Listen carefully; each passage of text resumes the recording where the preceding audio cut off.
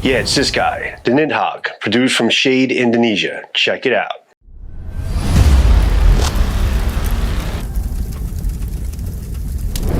What's up, guys? This is Joe from JS Bladecraft. Thank you for joining me. This video is a collaboration video, if you will, with Scab from Quiet Boys Outdoors. He sent me over some Shade Indonesia produced pieces for me to get my take on them, to check them out, to give you some detailed specs on them, because he has, put these things through war, which I'm going to be sharing you some links from his video of his testing that he did. I'm not going to be doing any crazy testing with this. Scab has a good shooting area. It's like forest and swamp. What is that location that he uses?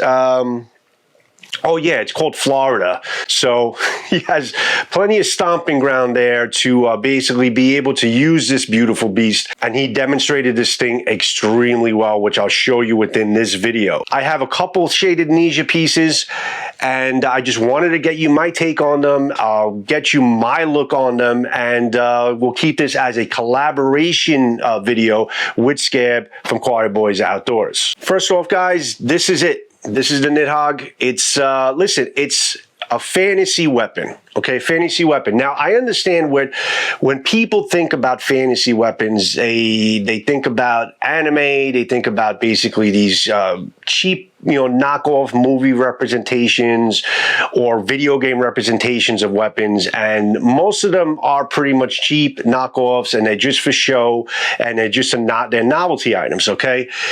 Carnivora, who designs a lot of these pieces for Shade Indonesia, thought in mind is to give you these amazing fantasy type of weapons, but they are made to be weapons. They're made to be used.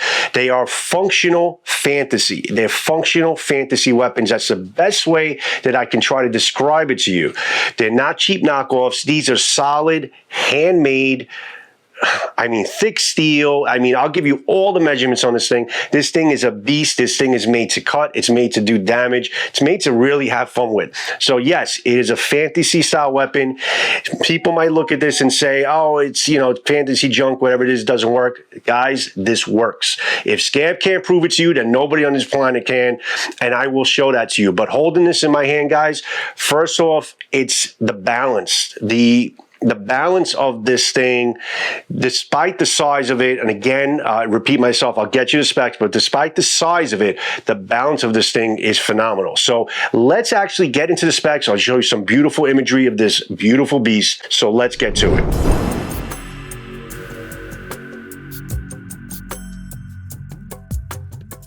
All right, guys, so first off, this blade is a 5160 steel blade. 5160 is fantastic blade steel, a hard hitter. 5160 does a great job, and this is a big chunk of steel here. It's a 19.8-inch blade, with that 19.8-inch blade being the full cutting edge. The edge is angled at around 20 degrees, and it's a flat grind, a lot of beef, a lot of steel on this blade, which I'll get to. It's got about a 13-inch total handle size, completely full tang.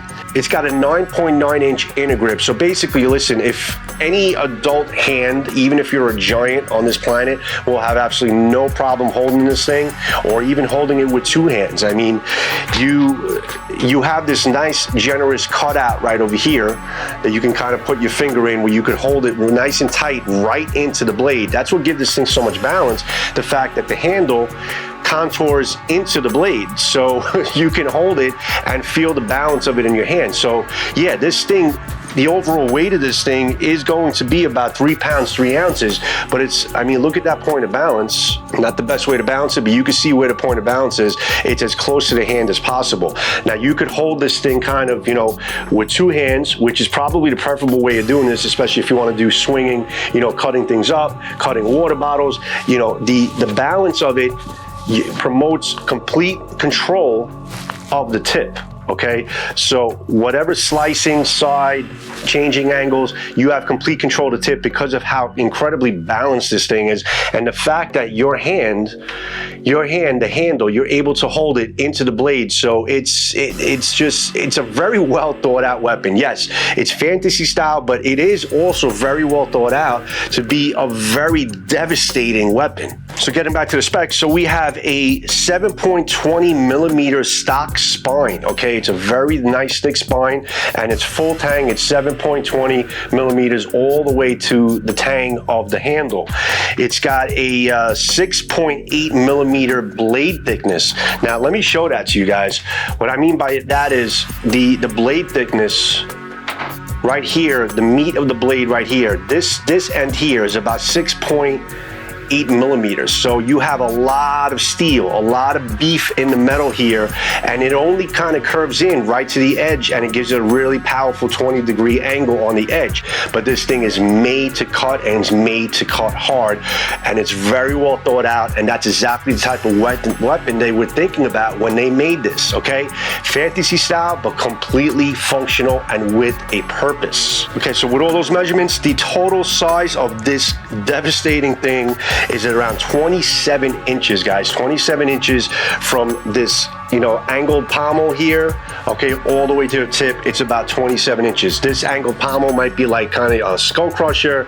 And actually, this is good if you want to kind of hang this in your workshop. Okay, you just kind of hang it on a hook and just keep it dangling, and it's ready to go whenever you need it. The designer of this knife it comes from the mind of Dwayne Turk, which has a YouTube page called Turk, which I'll leave I'll tag him and I'll leave a link to his channel as well. Check his stuff out. But I believe he works for Carnivora, so it's Dwayne Turk and is the designer, and I believe works for Carnivora. He designed it with Carnivora, and then it was made from Shade Indonesia. Shade Indonesia, good old Shady, does great work. Again, listen, we've been seeing a lot of their weaponry demonstrated from Scab. I mean, their stuff is made to work, it's made to be tough, and it's made to be a real weapon. Shade makes his stuff handmade. These are handmade weapons, guys. It's got a rough, beautiful finish to it, okay, but no hot spots on this particular handle. It fits right in the hand, okay, and the handle itself, guys, I actually didn't mention it. The handle itself, okay, the girth of the handle itself is around 23 millimeters. So this really kind of completely fills it in your hand. So if you got large hands, medium hands, extra large hands, giant freaking hands, if you have Donnie B all day hands, this thing will fit in your hand perfectly comfortable. And you have a lot of different grips. You can take a kind of closer grip to basically use the front, this rear blade here that goes over the hand if you want to just do like some cutting action this way, or you can basically get that tighter grip to be able to use it as a one-handed weapon and have total and complete control over it. Take that full grip, keep your hand here, or if you want to really just make it a hacking weapon, you can take a middle grip here and be able to use it and use the weight of the blade to use it as a hacking weapon. A two-handed grip on this thing, I think, would be kind of optimal in terms of using it to, you know, whatever you need to use it for. It's definitely that it has the real estate, has the size of the handle sizable for two hands very comfortably, even large hands, to be able to use it in that fashion. So now let's take a look at some clips. Let's take a sneak peek or some clips, if you haven't seen it before, but I'll show it to you anyway, of Scab's video and I'll narrate it, where he demonstrated the ability of this knife, and just to show you how strong and how powerful this thing is. Courtesy of Scab from Cowboys Cutlery Outdoors. This is some clips from his video of his testing or his demonstration of this knife. Now, I'm going to break away from saying fantasy because, you know, people have a bad vibe when they see, oh, a fantasy weapon or anything like that. So I won't say it anymore. This is a handmade tool, a handmade solid piece of steel, a handmade guard, handmade. It's just a wonderfully well-built knife for chopping, for doing all the stuff that you're seeing Scab do right now. He does it with ease. He noted that at all times he had control. He had control of the tip. He had control of where he was directing the tip. It kind of just fell into place, and Listen, they give you a sharp edge, which, you know, Cheney is known to give you sharp edges, which is when you have a knife this size with this type of girth in the blade, and to have a sharp edge on top of that, that's a plus in my book, and it just makes for a well-rounded, well-built knife. One thing that I noticed, and one thing that Scab pointed out, is the fact that there are many grips to this particular weapon. You can hold it in two-handed, you could hit in one-handed. It's a comfortable grip no matter how you hold this thing. That just, you know, kudos and credit to the design of this knife. You notice he did some sharpening tests, he's doing some shaving with it, so you can definitely shave some wood, save some bulk off the wood, especially with that rear, that blade that comes over the hand, and then you could go back to chopping with it again. So it's just, for me, when I see this thing and I see it work and I hold it in my hand, I look at it as a very versatile, solid tool. And it's got some great styling too. I just love the look of it. It's different. And you can see that he still had a pretty sharp edge. The edge retention was really good at the end of his cutting. When he received it from Shade, this thing was very sharp, almost razor sharp. And to have something with this much meat on the blade and to have it come in sharp as it was is very impressive. So when I got it from him, it was slightly dulled, okay, because he did put through a lot of work to it. But honestly, it did not take me too long to kind of to refine the edge and just kind of hone it with some very fine belts. It didn't take me that long to bring this thing to be screaming sharp again. So this is the state of this knife right now after I did some, you know, simple honing with it. Nothing too crazy, no reprofiling, because it already has an edge to condone some, you know, simple sharpening to bring it right back. Okay, guys. Again, this is a big knife, guys. This is a very big knife. It's got thick stock to it, but it's actually, it's acting like a slicer. I mean, you can honestly kind of almost feather stick with this thing. It's pretty damn amazing. Slices right through. Okay, you could just imagine what this thing is gonna do through water bottles and whatever else you wanna cut with it. You know, fruit, watermelons, trees, rainforests, whatever you wanna cut. Get that.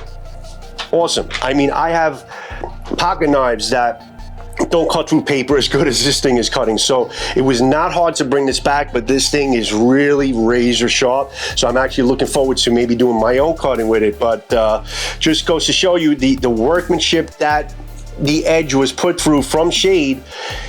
Even though it was used to bring it back to that razor sharpness that you got it from them, it does not take long. 5160 is very good steel. It holds an edge enough, but if you need to sharpen it, it's not very hard to sharpen, and it's a strong ass metal for being a very hard use, good chopper. All right, guys, so looking forward to showing you some more Shade Indonesia pieces. Tune into my channel. Thanks for always for joining me. Much love and respect to each and every one of you. I'll see you when I see you, and peace out, everybody. Ciao.